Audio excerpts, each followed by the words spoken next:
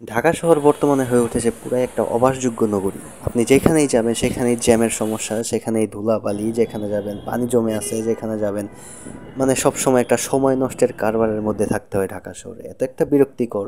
আজকে ছিল একটা ইভেন্ট, খুব গুরুত্বপূর্ণ একটা ইভেন্ট এবং খুব জাঁকজমক একটা ইভেন্ট ছিল।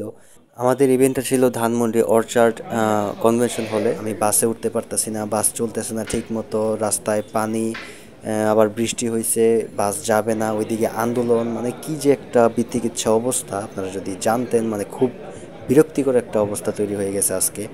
তো যাই হোক, অনেক কষ্টে বাইক টাইক ভাড়া করে গেলাম ধানমন্ডি অর্চার্ড কনভেনশন হলে ছিল প্রোগ্রামটার আয়োজক ছিল Shell company, structural engineering limited.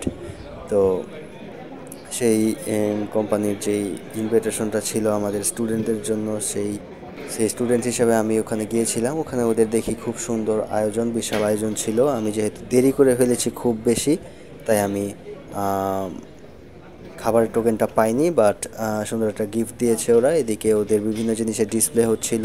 তাছাড়া এখানে আমরা আমাদের বিভিন্ন পরিচিত টিচারদের দেখতে পাই, যারা অ্যাকচুয়ালি আমাদের ক্লাস নিয়ে থাকেন। এই যে ইনি হচ্ছেন আমাদের মতিন স্যার, ইনি হচ্ছে ফখরুল আমিন স্যার। ওরা খুবই মানে হাই কোয়ালিটির টিচার। এই সেমিস্টারে আসলে আমি ওনাদের ক্লাস করেছি। ওনারা কিন্তু খুবই হাই কোয়ালিটির টিচার।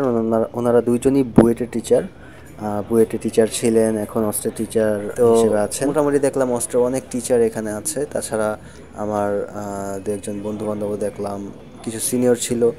তো আলহামদুলিল্লাহ আজকে ইভেন্টটা খুবই চমৎকার লেগেছে আমার কাছে, আমার খুবই ভালো লেগেছে। এসব ইভেন্টে আসলে যাওয়া উচিত, অনেক কিছু জানার আছে, শেখার আছে।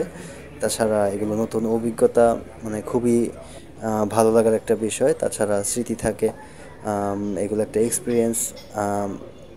আপনারা যার যার যে যেই লাইনে পড়াশোনা করছেন সেই লাইনে দেখবেন কিছু না কিছু হচ্ছে, এগুলোতে অ্যাটেন্ড করার চেষ্টা করবেন।